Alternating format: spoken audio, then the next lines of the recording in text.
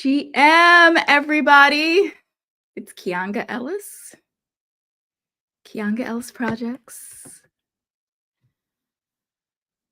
Mr. Carter welcomes you to the Rural Rapid Response Network.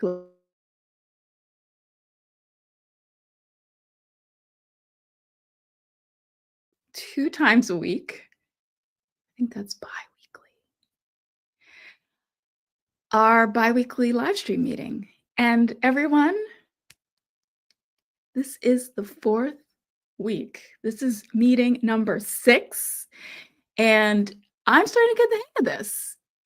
You know how I can tell? 2 things.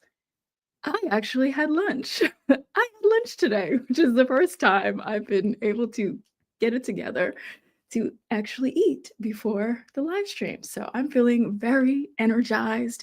It's a fantastic beef stew with potatoes, local Maine grass-fed beef, and potatoes and carrots that I cooked in the the crock pot yesterday.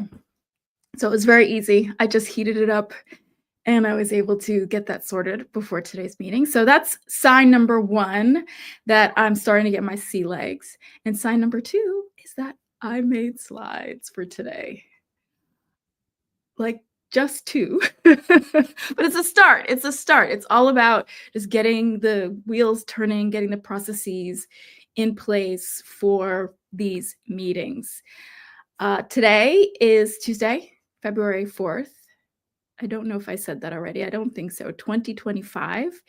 And this is the first time we are connected and live streaming on YouTube. Hopefully. So I actually haven't checked that, and I'm not going to. I'm not going to take time. I'll just see how it goes afterwards. But incrementally, we started on X, and X is definitely like the main home of all things Kianga Ellis Projects 25, which is specifically to do with the Rural Rapid Response Network. And we've added Rumble and added Instagram, and now the YouTube channel is connected. However, had to disconnect Instagram, got a notification over there like, ding, ding, ding, ding. We're so sorry. We've detected automated activity and you should log out of anything else that you've got going on. And if this continues, you may be suspended or lose your account. So I guess, Instagram doesn't want Facebook, Meta, whoever, doesn't want you to do anything off their app.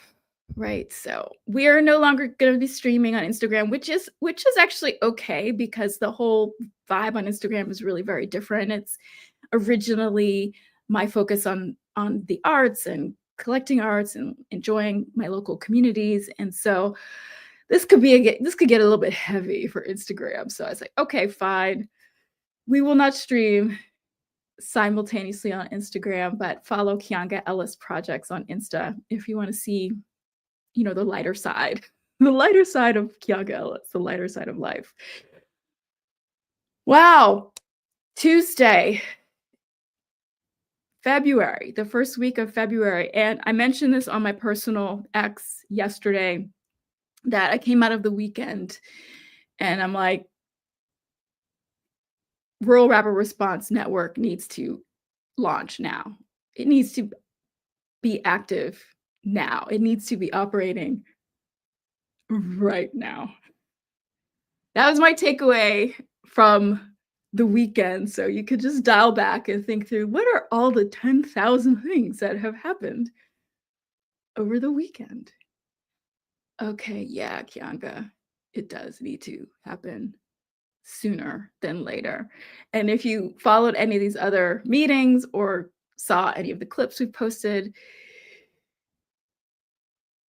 this started, I won't get into how it all started, because today we're going to dive in a lot faster to the meat. I've done several of these with tons of monologuing and intro conversation. And I think that now this week, since I had lunch, we can get into the stuff a little bit more. And you guys who are new or watching for the first time, you just kind of catch up with who I am, why I'm doing this, what's going on. But initially the thinking was, yeah, this is kind of a fun side project I'm doing, not really sure where it will go. Just gonna go ahead and open source my exploring the idea, take the first quarter to study and feel my way, share it live, and see what we can stand up by the end of the year. And now, okay, what can happen this quarter? Do what we have, do what we can with what we have. That's the mantra of this whole mission. Citizen adjacent action. What can we do with what we have? What can we build together as citizens, as non-professionals, as non-experts, as just ordinary people, without central points of failure, without waiting, without the tyranny of a political process, as important as it is that we're all engaged with that? Here in this space, we are laser focused on standing up people and spaces that are going to operate adjacently, alongside, in parallel with all of the other things going on, good and bad, to make sure that we take responsibility, that we have responsibility for ourselves, our neighbors, our families, our lives, our communities. And we're not just sitting ducks. We're not going to be sitting ducks. We're not going to be neglectful anymore about how things work in our communities, in our government, locally, statewide, countywide, nationally. We're on it. We are on it. And so that is what this project is all about. Specifically in the state of Maine, I'm coming to you from the state of Maine, so I am going to be doing the thing.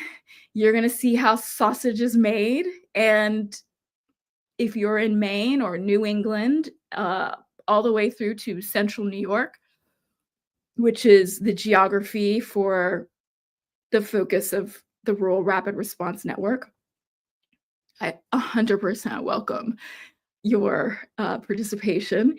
And if you're watching or interested in this thing that's happening here, whatever that is, from anywhere else, maybe, you just want to do something similar. And so how sausage is made so far looks like this. It looks like me Googling the town website. What does it say? Oh my gosh, there's so many reports. There's so much happening. There's strategic plans. Wow, this is pretty impressive. And then it's me. Is there a local paper? Who are the local journalists? What are they writing? Let me read them. Oh my gosh. Look at all the things that are going on. And then, in particular with this project, what I first thought would be, I won't say the exclusive focus, but a couple weeks ago, right? It was like, okay, we'll just spend tons of time with the state of Maine Infrastructure Rebuilding and Resilience Commission, organized and appointed by the governor last year in response to a series of catastrophic storms. And just a few weeks ago, it felt like, that'll keep us busy for, 10 weeks. But I'm rapidly branching out, and we'll cover that today. Don't think we'll need the full 2 hours today. What I want to do, I want to do 1, 2, 3. I want to do 3 things today. One is I do want to, for the sake of good order, finish going through the interim report of the Infrastructure Committee, because as far as the substance for this group, infrastructure, energy, and I'm going to throw in economic development, kind of our sweet spot, which is a great focus if you're thinking about a backbone of resiliency, a backbone of support and operations to make our lives anti-fragile. It's like, I'm gonna start talking in terms of being anti-fragile and not being resilient, because the difference there is very important. And we're beyond needing to be resilient. We should have been resilient like a bit ago. So we've got to do more than be resilient right now. So I'll get into that a little bit. So I do want to, for the sake of good order, finish going through my highlights from the interim report of the Infrastructure Commission. I will, as I've said, continue to attend those meetings. The next one, I believe, is Monday, and we'll continue to do updates and digest and reflect on that information on these meetings. And their schedule runs through May. So the final report of that infrastructure committee is due in May. And as we've covered on other of these calls, we have legislation pending in the state legislature to adopt, essentially push forward a bunch of things that were recommended in this interim report that we'll look at in a minute, that came out in November. So that's number one. I want to try to just finish going through that, because that was really a starting point, and I believe is, it's a fantastic repository of research, information, data, etc. That is a great hub for branching off and saying, okay, well, where do we want to double click or drill down? So that's one thing we want to do today. The second thing that we want to do today is talk about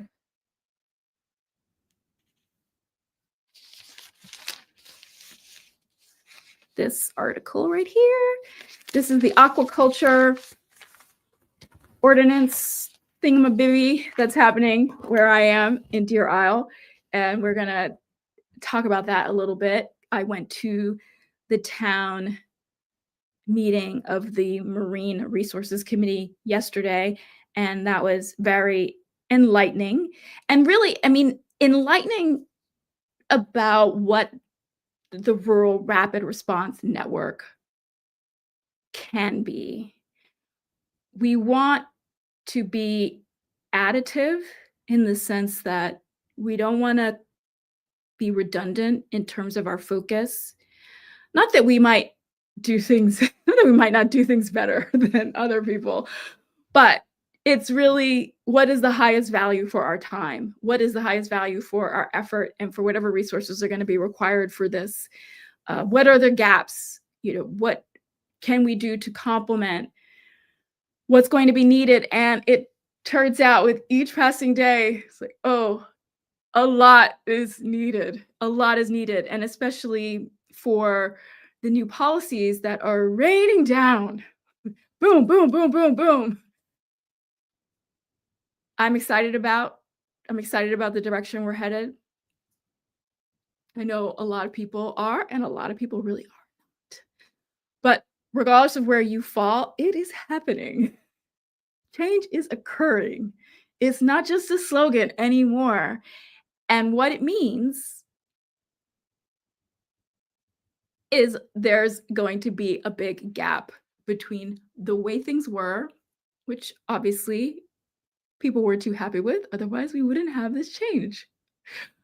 Not enough people were happy with it, put it that way. There were obviously some people happy with it, but it could not sustain itself the way things were. It has not sustained itself, and the way things were are, gone with yesterday. As we transition through whatever's about to happen, there's going to be a ton of pain. We're seeing it now. We're feeling it now. There's got to be more coming. Even if the end result are things that we want, the end result are things that we believe reset the foundation for a healthier society, a more fair, transparent, more integrity, honesty. Yeah, there's such a long list of things that we have lost sight of, that we have lost hold of, that we have lost contact with. And it's going to take citizen adjacent action for us to bridge this moment and for us to make sure that what has happened over the past 100 years just doesn't happen over the next 100 years. Like, we took our eye off the ball. We got distracted by shiny things and bright lights. And we were very happy to let other people worry about things through our apathy.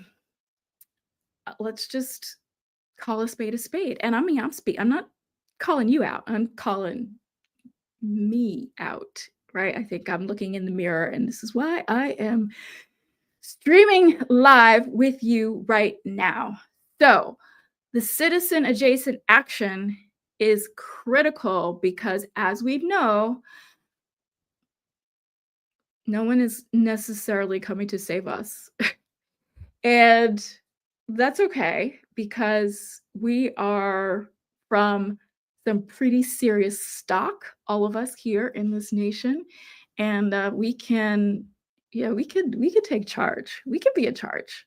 We can be in charge. We can be accountable, and we are ready to do that more than we have. Most of us, many of us, maybe have up until now. So that's what this effort. It's a little bit of the joie de vivre of this effort. And the third thing that I'll save to the end is talking a little bit about what I think it means to start now, to operate now instead of the fourth quarter of this year. So it's the things that I'm basically planning. And yeah, activating now isn't now as in right now, because there are still some steps, but it is definitely not waiting until the fourth quarter to see how this effort can be helpful and useful. I want that to be true as quickly as possible, and that the amount of time that I'm spending just talking about things and researching is very short, even though I think and I hope there's some value to just jumping in, adding my voice to the digital town square, and the wonderful community of Mainers who have gotten really fired up on X. And that's a terrific community that I've connected with for the past couple of months. And I find that everything that Pine Tree Patriots and others who, I don't know, anyone that I may be referring to ought to be in that community group. If you're not already, look up Pine Tree Patriots. I have actually the community link, the community page, I guess, linked on my profile, my personal profile at FHO Money on X is where I personally spend my time. So yeah, I mean, all of you have really encouraged me. And I think as we just have this pile-on effect of each one of us doing what little bit we can and adding our voices to the conversation. And yeah, I mean, it can make a big difference. It is making a big difference. It's a powerful arena. However, it doesn't stop there. For some of us who are able, it actually has to be about the physical space and where our bodies go, and bringing some of that information, understanding, transparency to our doorstep, and understanding what's happening around us. And that's a huge part in my mind of a kind of anti-fragile stance. Is if I don't even know how my town operates, if I don't even know the people who are gatekeepers, and not saying that in a pejorative sense, but that it's just their job, and that for the most part, it's a job nobody else wants. Can we make going to town meetings cool? That would be I mean, that could be like a fun ambition for this project where it becomes the hip, cool thing to do to show up and not be the ones who typically show up. If any of you have been involved in local I guess it's local politics, I mean, it's local governance in rural areas or outside of big cities. In my experience, when I have dabbled, this is something I've been curious about and had as a goal, I had as part of my vision of what life outside of the city should look like and why it's appealing, to have that level of visibility, access, connection with the people who are running things or, unlike where I came from 15, when I lived full time in New York City some 15 years ago, that's a whole other beast, right? But in our smaller towns in rural America, it's very close and personal. And that could be off-putting. So what I have seen, and not just in my own towns over the years, but as I've been curious about social issues and watched documentaries and, just my own I wouldn't say research, but just where my own interests has led me. It has often seemed that the people who show up to the town meetings, that there's a group that that that likes to be difficult. There's something about the town meeting that attracts some percentage of people that, just kind of want to make things difficult. It's like maybe an interesting power play or something, but the idea seems to always not be satisfied. The idea seems to just block things and make trouble just because, like, that's the thing to do. And that's fine if you feel strongly about things, of course. But what I've seen that's missing from local governance engagement are the citizens who don't come with, like, the torches lit, who don't come ready. You know that expression of someone is ready? It means it just spoiling for a fight. And we have a lot of fight in us, and we probably have some very strong feelings about what's been going on in our towns. I'd like to see if we could become a little bit of a dispassionate presence so that everything's getting seen. That those things that are happening in these community meetings, in these hearings, this is the tail that wags all the dog. These are the keys that pick all the locks. This is how everything is going wrong. I firmly believe this is really the soil where trouble takes root. And any plan for a resilience network to protect the future for our communities, it really has to have a focus and a dedicated purpose around participation in those local meetings that are happening, and constructively, to be helpful, to be a listener, to be a communicator, kind of back out to a wider audience that isn't interested, isn't available, doesn't have the time, have many, many, many other pressing priorities, all of which is completely legitimate, and I am not intending to cast aspersions on anyone who doesn't want to do what I'm talking about. But for those who may be so inclined and who are able, uh, this project is looking more and more like that's got to be a big part of what we do.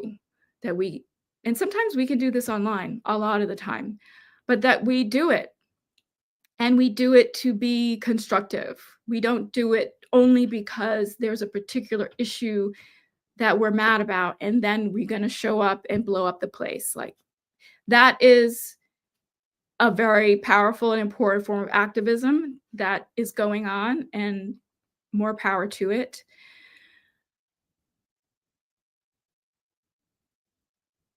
But we need a dedicated crew that's going to be around all the time. All the time. And think about how much more effective we could be when something comes up that we really are concerned about, that we really want to shut down. If we've been a presence, if we've been a regular presence all the time, if we've earned that trust in our community, if we have demonstrated, I don't know, a kind of an integrity or goodwill, right? We've built up some goodwill because we're just always engaged. We always are interested, and we are giving as much as we are demanding back. So I'm seeing that that's going to be a powerful thing that this network will be and will do.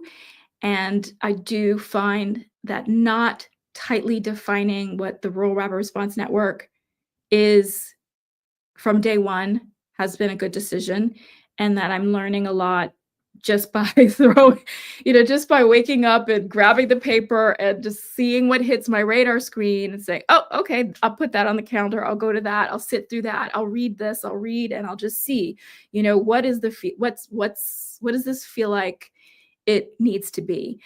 But I won't take 9 months to put it all together, and because it just has to move faster than that. So let's see what's next. All right, now I'm quite warm. I don't need this. Get fired up. I say, oh, I'm not going to do a long monologue, and then, of course, I'm going to do a long monologue because it turns out I like to talk.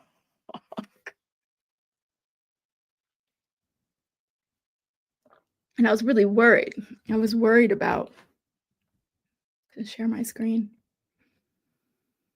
I was worried, you guys. I was worried about committing to this.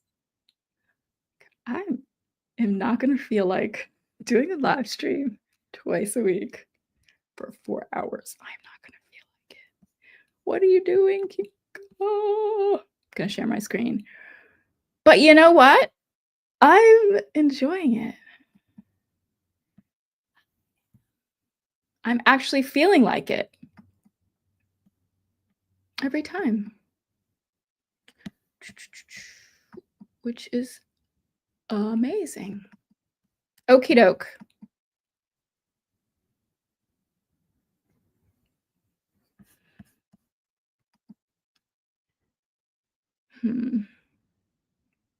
Bear with me. Read mode.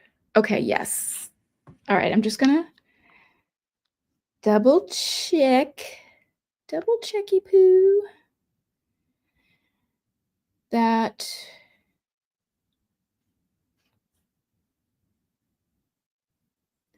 this is all very I was gonna say lo-fi. It's not exactly that it's lo-fi, but it's low. Okay, good. It's low production. So I multitask. Okay. For just a few minutes, let me scroll through. I'll scroll up so you can see what this report is. So you can see the top of it. and then we'll come back down. So over the past, 4 weeks, as I mentioned, we've been talking through this report, the State of Maine Infrastructure Rebuilding and Resilience Commission interim report. And I want to just finish covering the things that I've highlighted.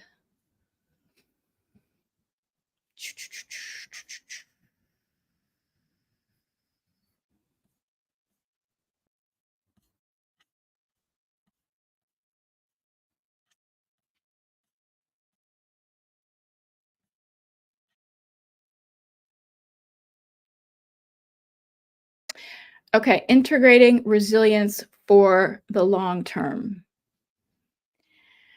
As foundational activities become established and move towards greater resilience, Maine must have long-term strategies, capabilities, and mechanisms to integrate disaster risk reduction more deeply into how decisions and investments are made.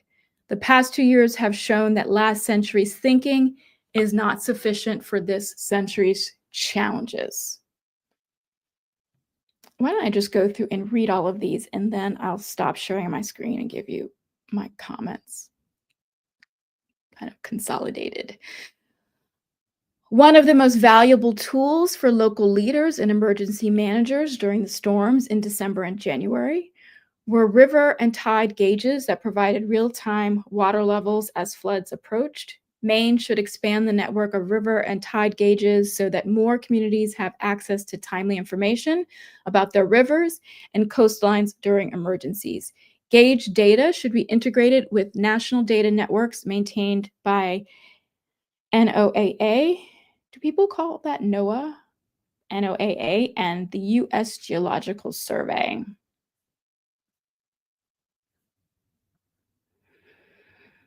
Asterisk, asterisk, asterisk, what I'm about to read that I'll touch on in a minute. While Maine should maximize the use of existing state and federal funding, asterisk, asterisk, for resilience projects, see recommendation 7, there is an urgent need to develop long-term funding and financing strategies that sustain momentum and allow Maine to address complex and expensive infrastructure vulnerabilities.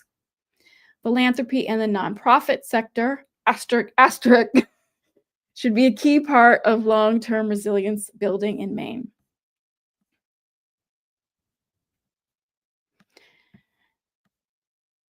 I just highlighted this snippet here, education and community engagement in all parts of the state, because this is clearly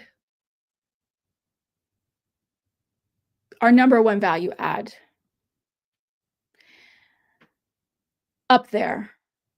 Well, I would say what I was saying before about being present and informed real time at the committee meetings and the local meetings goes hand in hand with being a resource, an engine for education and community engagement in all parts of the state. And it's critical that we figure out, I'll use the word neutral, trustworthy structure for this, place for this, and that it's not only left to the person whose job it's supposed to be to do this. We're falling down in this area. And I believe that's because we don't have enough citizen engagement. We don't have enough interest in civics.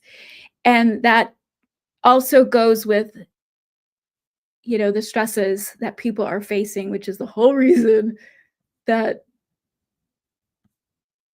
we have the MAGA boom, the hammer coming down on everything.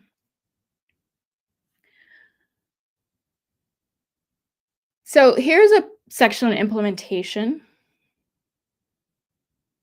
And, this report, as I mentioned, came out in November. It's the interim report halfway through the work of this commission, necessarily a bit high level. And the final report in May is aiming to get really tactical, really down into the action steps. And so that's going to be fascinating to follow how this group is going to pivot. It's going to be a real window into what's really happening behind the scenes as our governments adjust to this new reality, especially a state like Maine that is governed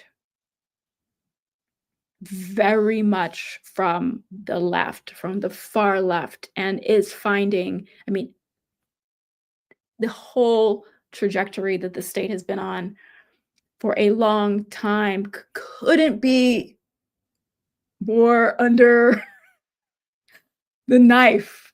Couldn't have a bigger bullseye, crosshairs on it. And so that is not something I'm upset about, but it does mean we don't necessarily have the muscles, the infrastructure, the talent, the capacity to do things differently. And so if these things are going to be gutted, canceled, deleted, we've got a big challenge on our hands, just keeping it very real. So we've had $69 million climate resilience grant.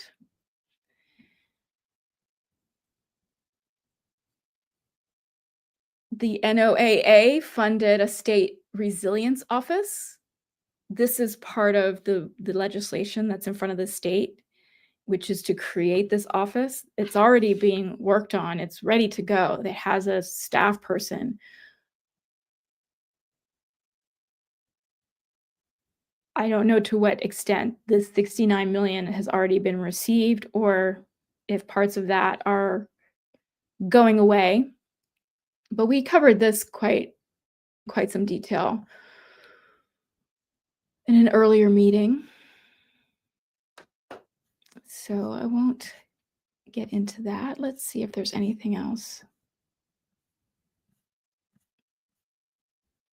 Okay, so this is the report. You can check it out.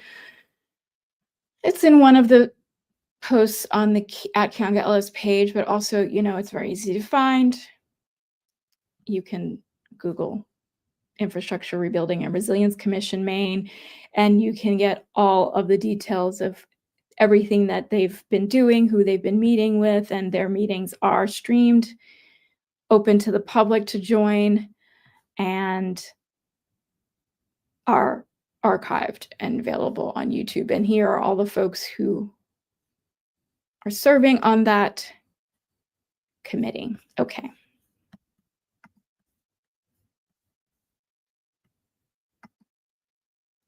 So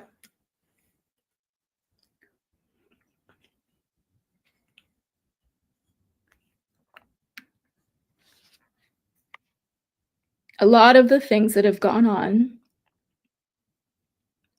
in Maine and other states, they're funded. Two things I certainly didn't know. I'm sure most of you did not know. And now it's becoming a national conversation. I was up at midnight on the Doge X space, delirious. I don't know if I caught all the parts. I was going in and out. But a lot of our operations are funded by grants, as high as the tax burden is.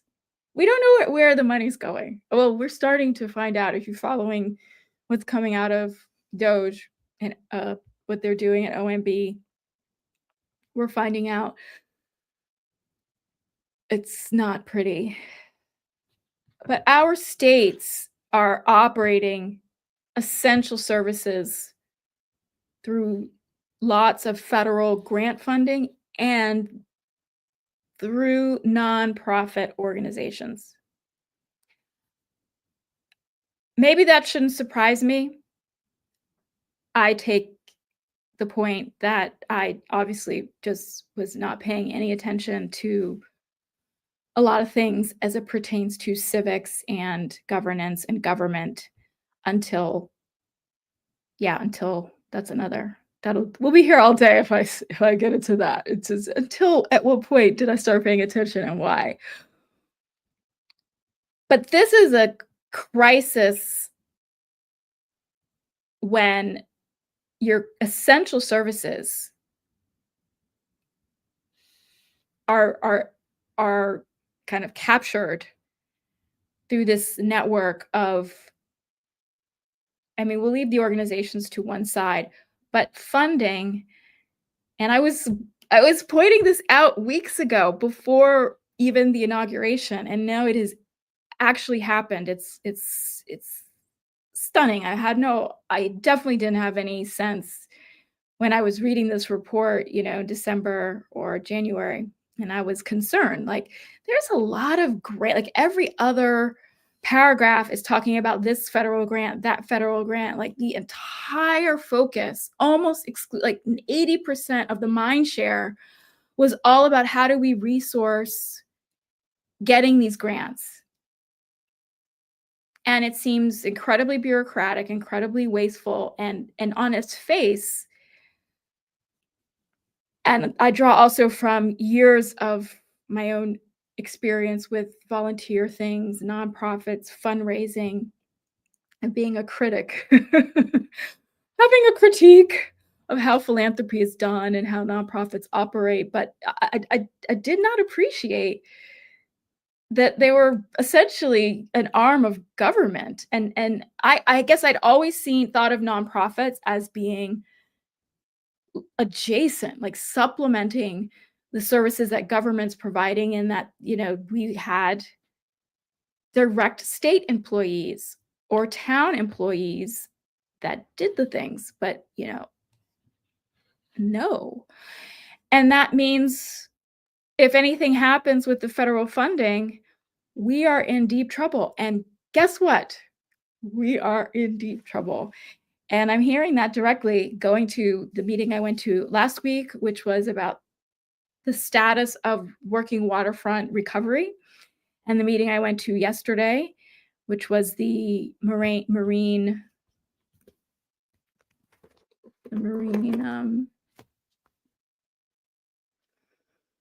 Resources Committee of my town. Yeah, I mean, it's bad in the sense that overnight, the funding has stopped. People are, the bodies that are normally on point. Yeah, I mean, it makes me speechless when, trying to really picture, and of course, going to these meetings and sitting next to and talking to and hearing from the folks whose job it is. And it's great. The other great thing about being able to take the time to go is it does de-escalate. I'll speak for myself, to personalize what's happening. If you're just interacting with the dynamics through social media, it's one thing. But as I've gotten to know the names, know the faces, hear from them directly of the people who are running emergency management for my county, I found the opposite of what I feel when I'm online. Is I feel better. I look that person in the eye and I'm like, that person, no matter what their political views are, is sacrificing, working really hard, and 99 times out of 100, I believe that person has great integrity about what it is that they're trying to do good and do the right thing. And those people are having very difficult days right now. But it's a bigger issue that it's not just going to be conceptual. Well, what if we lose this funding? There's big sections of that report, the interim report, that's talking about all of these FEMA programs. And What did we see? Did we see today some action? I don't know if there was an executive order yet on the Department of Education, but if it hasn't happened yet, it looks like it's coming, and I've seen some reports of people already being fired. So we heard the president talk about getting rid of FEMA. I think that was, like, his first day or second day, and say, "We should send the money to the states," and this makes tons of sense. Uh, and I would love to see our state and our county FEMA departments get their resources directly from the federal government, or which still has to flow through the governor, I believe. But seems to me like they're exactly what the president articulated in that press conference when he was in North Carolina. You should be the people who are local, who know the terrain, should be the ones in charge and should be empowered, and that, FEMA comes in and it's a cluster. We've seen that. So that's, I believe, a positive, gonna be bumpy, but then you have a series of recommendations, a lot of very smart and talented people who've spent all of their time figuring out how do we interact with FEMA. So now what? So this is the kind of thinking that we've had, a certain, structure that's, I think it's over, guys. I think it's over. I think it's over. And state rule, like home state, we should, in Maine especially, we're ready for this. Like, are we ready? I don't know if we're ready, but like it is in our spirit. And I believe this is about America. We might be a little flabby. We might be a little couch potato-y. We might be a little bit too much Netflix and chill, but it's in our DNA. And we are going to have to stir up the muster to, the government is shrinking. The government should shrink. No one wants to lose power, and I'm finding that politicians and people talking are not being honest at all about what's actually being done. And, you can't even follow that conversation at that level. I mean, that's been true for a long time. The sort of mainstream media talking points is so dishonest that it's lacks complete credibility. And all it does is misdirect and mislead and confuse and terrify people so that the political class can basically stay in power. And then, we continue to suffer. So you can't just, I mean, you can try it. Say nothing can change, everything that is actually being changed. No, you can't stop this, you can't fire that, you can't do this. Well, then what? Well, then what?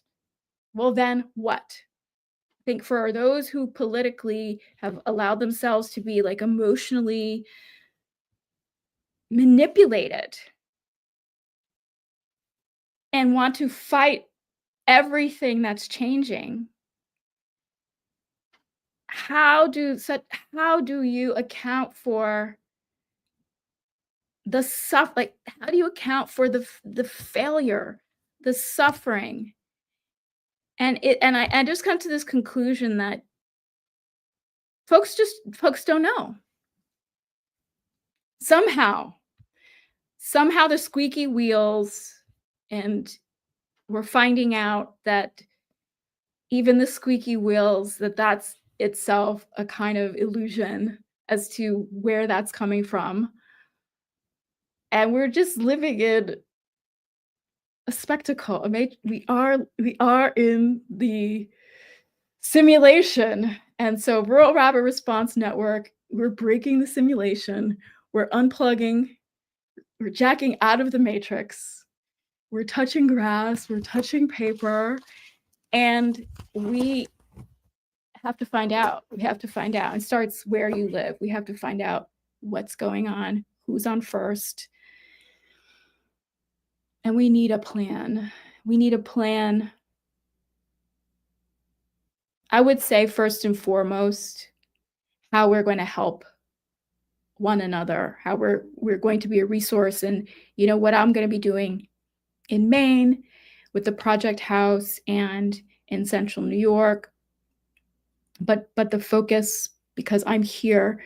The content that's going to be coming from me is going to be, all Maine and the local dynamics here in Maine and the needs in Maine.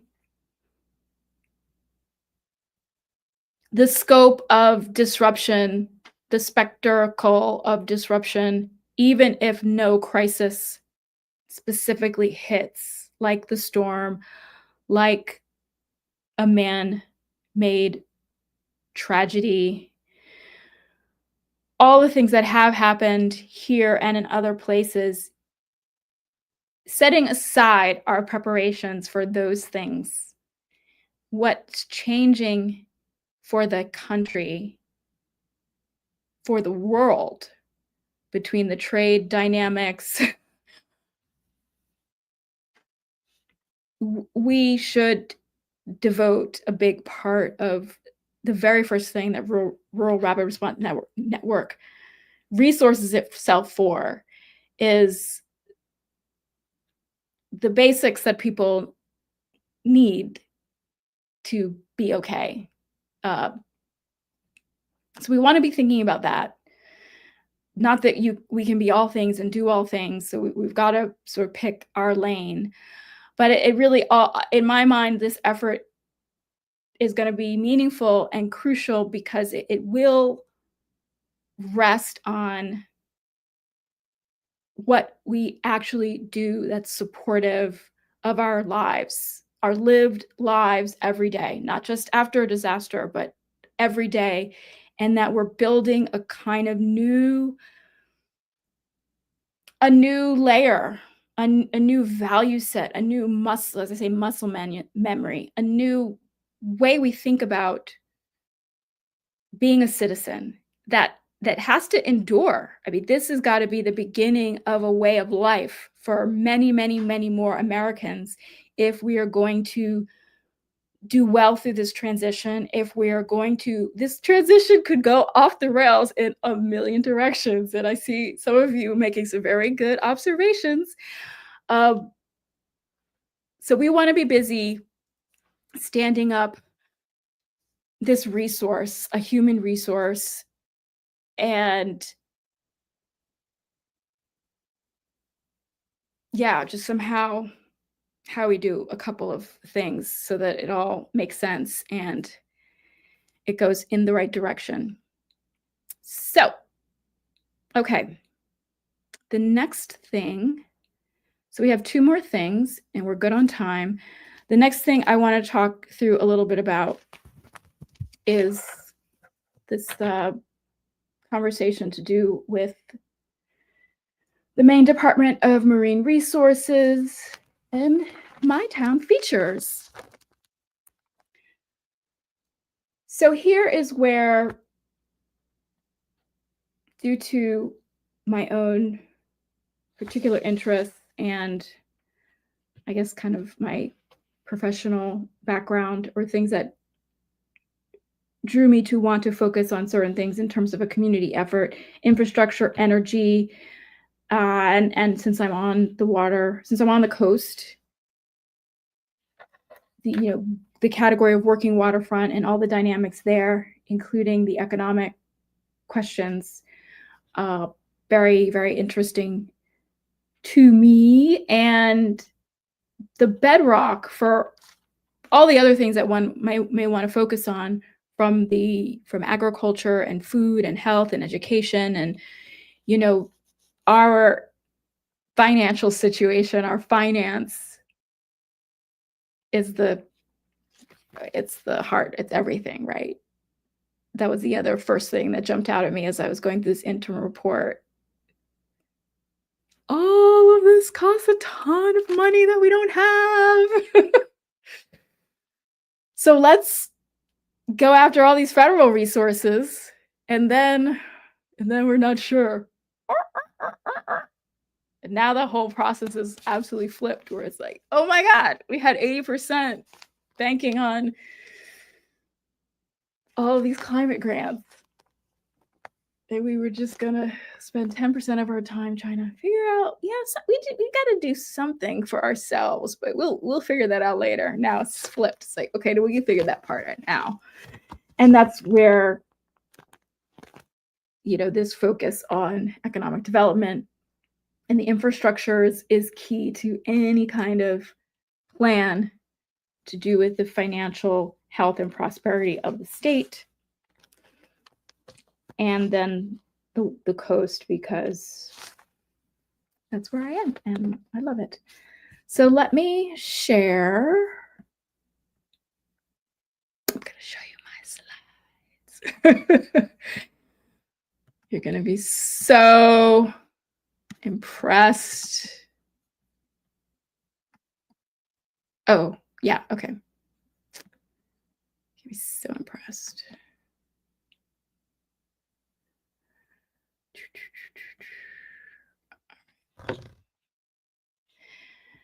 I've got to check. It's the first time I'm doing slides, so I gotta check. How does that work? Does that work? No, okay. That did not.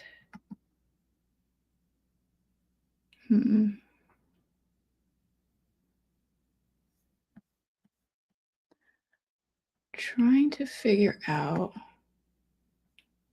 Well, you know what? I'm just going to leave it like this because anyway, the joke is that there's 2 slides that have, not much on them.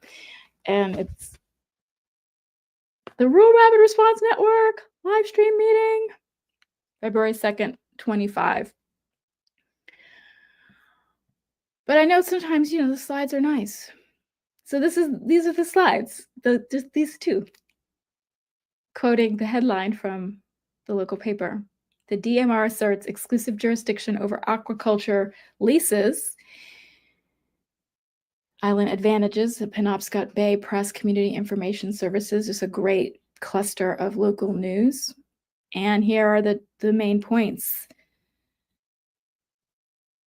That the DMR has pushed back against this proposed aquaculture ordinance here in Deer Isle, saying it steps on the agency's exclusive jurisdiction to regulate the industry in coastal waters.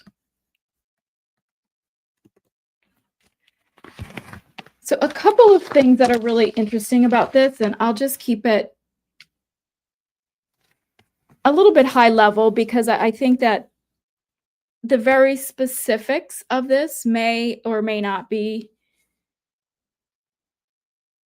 extremely interesting to everyone or necessarily on point to what we would focus on as a rural rapid response network. It's more of a kind of case study in what are the dynamics? What are the types of things that are going on? And how our agencies and citizens and our citizen governance, how is it all intersecting and how's it all connecting? And this particular article, which led me to join the resource committee meeting yesterday,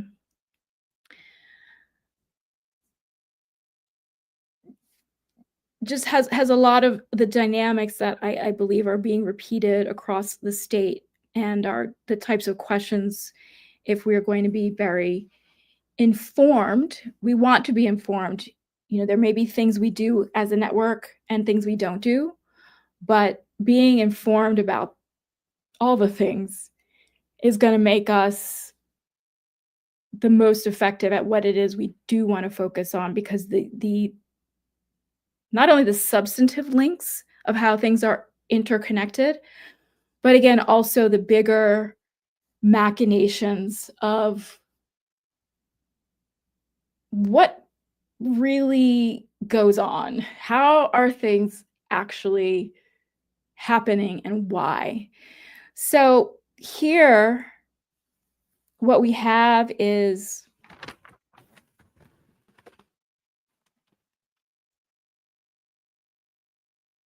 All right, let me just speak off the cuff because I think that'll be a little bit more efficient.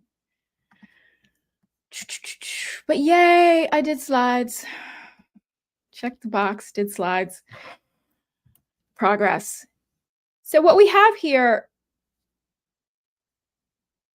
is a desire on the part of a local community to protect itself from what's being called industrial scale development versus a more community scale development. And there are a handful of towns, from my understanding, in Maine that have adopted this ordinance.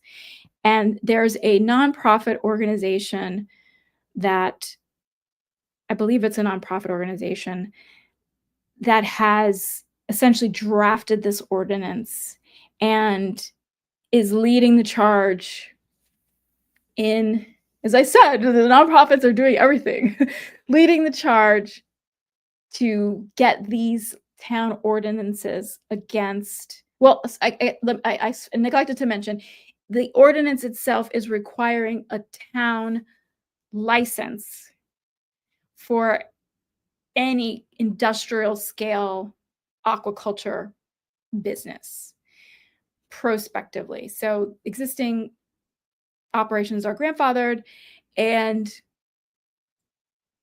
a new business would have to not only do whatever process they have to do at DMR, the Maine Department of Marine Resources, then would also have to get a license from the town for anything over, and this particular ordinance says 5 acres.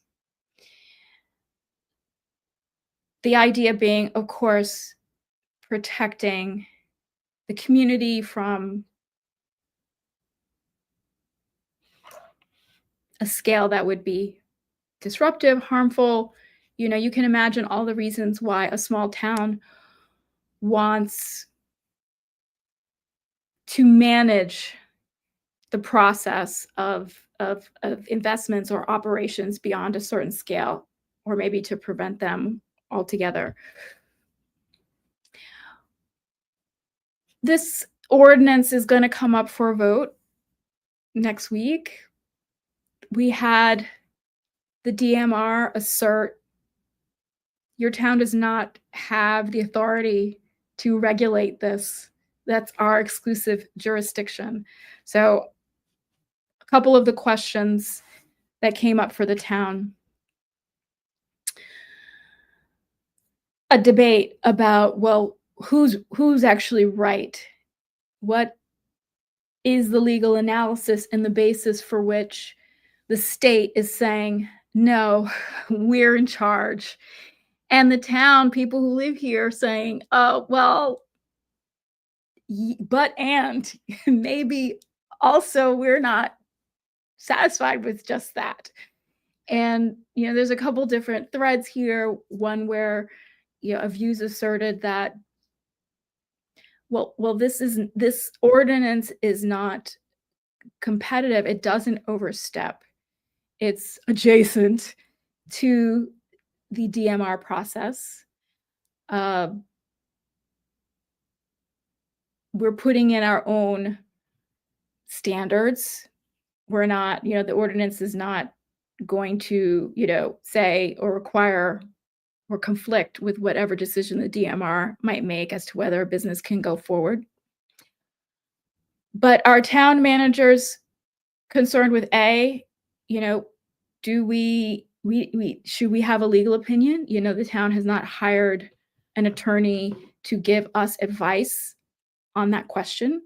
So if we go ahead and pass this ordinance, putting in a licensing requirement, do we open ourselves up to risk of a lawsuit? Like, will the state come and sue my little island? I mean, probably not now under the current, maybe, I don't know, that's my view, that this entire 180 in terms of federal policy, and I think we're going to continue to see, again, the federal government wanting to shrink itself and giving back resources, giving authority, giving choice, giving power back to the state, Now, of course, here we're talking about the state, being like the big bully for us. Uh, and there's reasons for that. I don't want to say that's an unreasonable position, but these are the tensions. These are the difficulties. Uh, so a couple of things that were said in the meeting that I think were very interesting for me. My initial sort of knee-jerk response as I read this article, didn't read the ordinance, but my high level thinking was, oh yeah, this is good. Like, we totally need to protect our community from, overdevelopment. So yeah, this sounds good. But as I listened to the discussion in the meeting yesterday,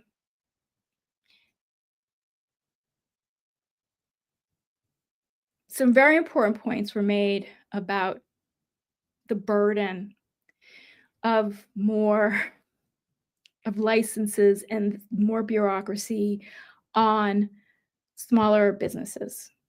And that the idea that adding the license with certain rules is going to keep out, the multinationals or what have you. They actually have the resources to go through whatever the process is. And that if we felt very strongly about a particular developer, there's still that state process that people can rally around and address on a case-by-case basis. So I thought the point about an additional licensing requirement, making it very, very difficult for, in fact, the businesses we really want to support. It's like, yes, of course, of course. Uh, I'm totally like, as an entrepreneur myself, this is destroying our country and our communities. All of the regulation and the red tape and the bureaucracy and the administration. I mean, it is out of hand. So I sort of was like, yes, excellent point. And then someone on X said to me today, another fantastic point. Hang on, I want to read this.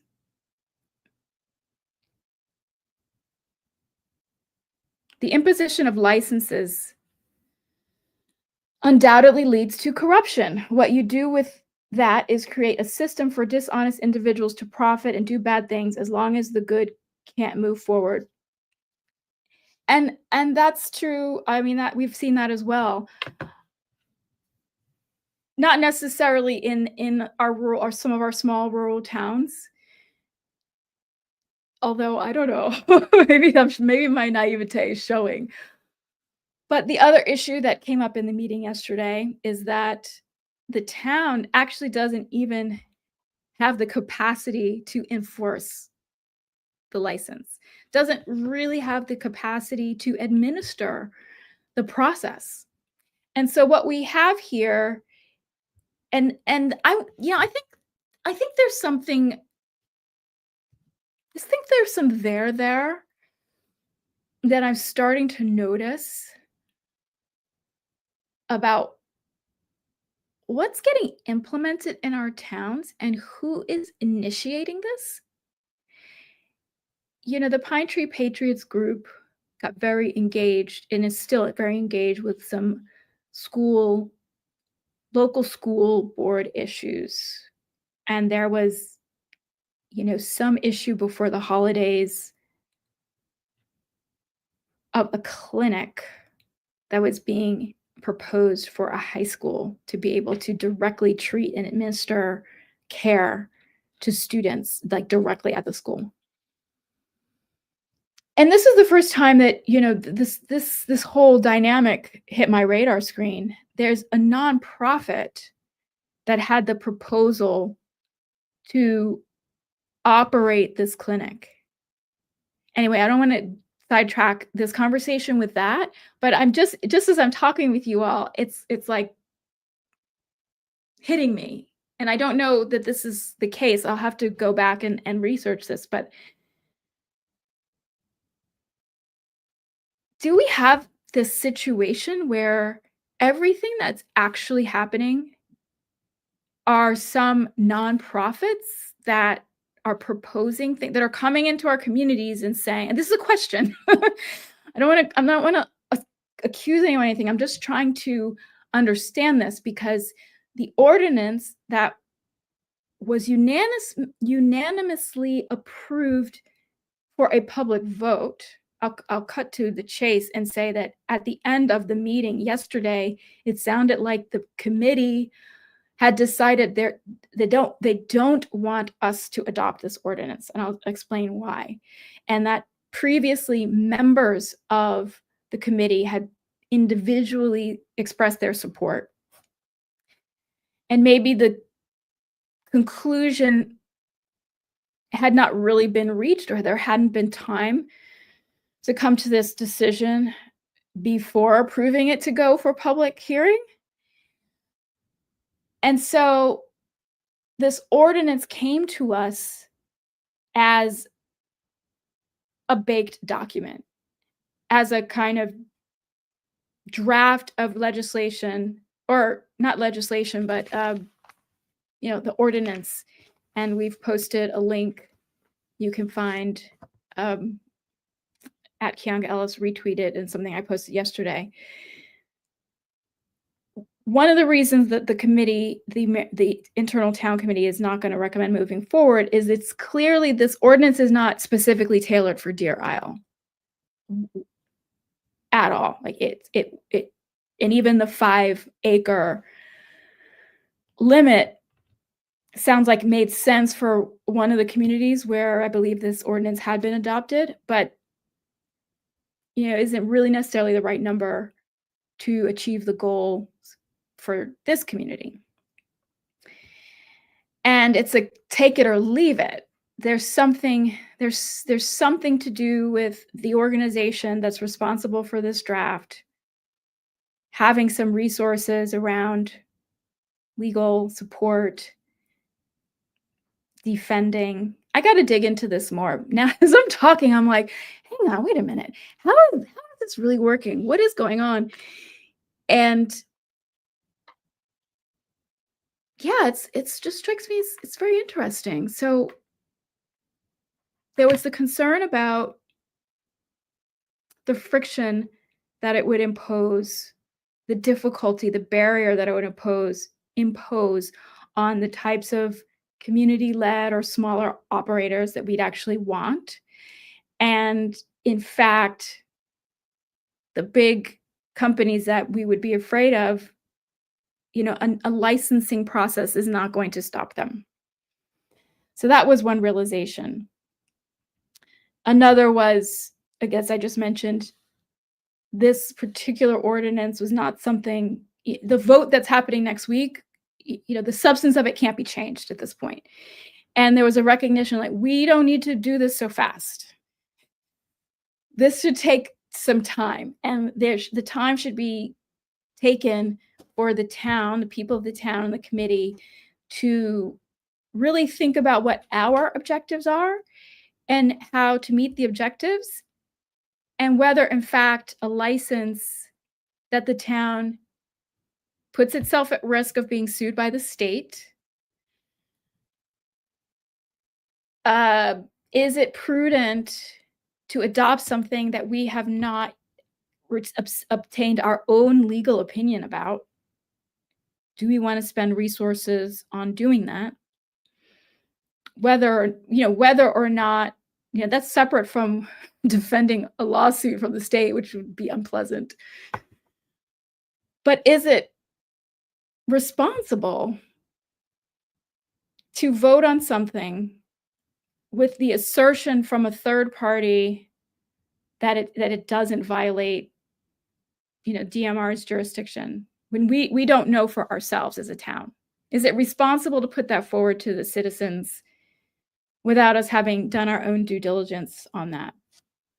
No. I mean, I agree with that. It's like, yeah, actually, no, that's not a good best practice, I think, for local governance. So it was really a very interesting experience for me.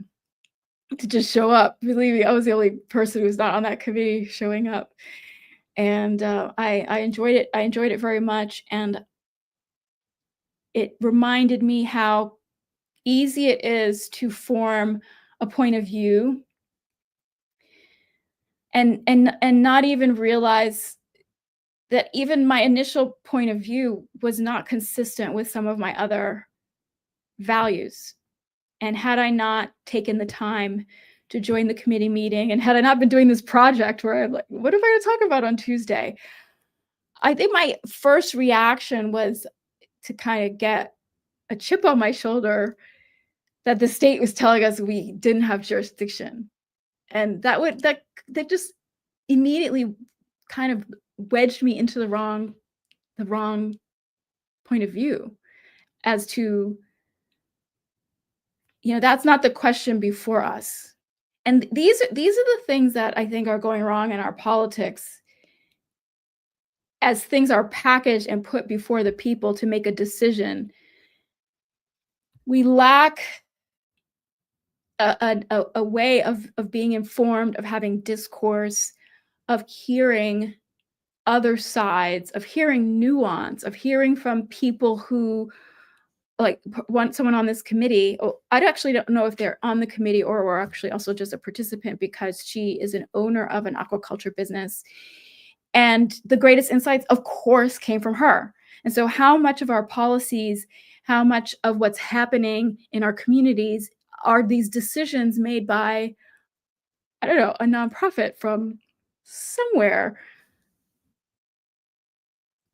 Who decided that this is a thing that needed to happen? And are these initiatives that are showing up in our towns, where are they really coming from? Because are they coming from us who live here? We're often not, when I say we, I mean just, the citizens, we're often busy and we're not going to these meetings and hearing and following all the ordinances and all the things that are being passed. And I guess because I'm a lawyer as well, yeah, I could I could nerd out on this a little bit. I am nerding out on it. So I realized that, yeah, something very, very important here is going on, and it's not these are not the weeds that most people want to get involved in, and that makes sense. But there's some there, and we're going to dig in. We're going to understand this a lot better. I will update you all on how this plays out, but I think this is a great case study of how things are actually happening. And we need more transparency. We need more understanding. And I think it was a very good decision made yesterday at that meeting that, hang on, we've got to slow this down and think this through a lot more carefully before,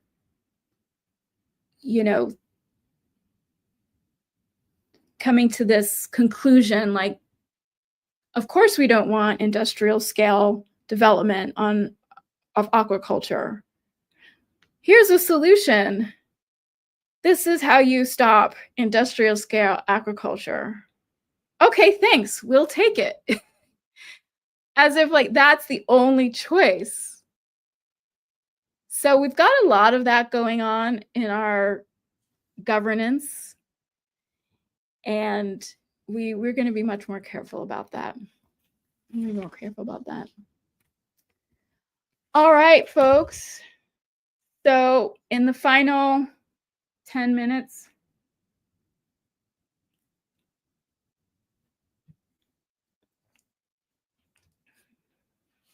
maybe just 5 minutes, I'm going to just share what I'm thinking in terms of what it means to activate the Rural Rapid Response Network now. The first thing that it means is forming an organization. It is making a decision about legal structure and entity formation. And I know a friend of mine who was on one of the earlier meetings. So, and I've known in the blockchain and social DAO space raised that question about structure, and I did not anticipate that we would cross that bridge this quickly, but I'm ready to cross that bridge. I'm ready to, yeah, like just do the thing. So, doing my research on social welfare organizations, and that's going to be the first step. That's going to be the first step of actually doing a thing, which is to incorporate the Rural Rapid Response Network in Maine. And I will, of course, in the process of preparing and doing that, I'll have to write something down. I'll write it down. I'll decide. I'll make a decision. I've got to make a call. I'll say, okay, use what you got, girl. You don't know everything. But I believe the last 4 weeks of pursuing this conceptually has been very rich and valuable. And as I watch the news, all of the breaking news, all of the heartbreaking news, and all of the exciting news, I feel compelled that the adjacency that we've been talking about needs to be adjacent right now, and doesn't have to be fancy. And this will be, a process for myself of thinking, not what can't I do, but what can I do, even if it's teensy tiny. Even if, yeah, I mean, this part I haven't really started to think about. This part scares me. I've just been like doing some research on 501c4. This is definitely not a pack. This is definitely not that type of a thing. But I think it is. I think it's called a social welfare organization, seems to be the right bucket. So I won't be taking the green infrastructure certification course, which was going to happen in February. I'm reorganizing my time to front load the focus on really forming triple RN. I was thinking, is there a shorter way to say Rural Rapid Response Network? 3RN?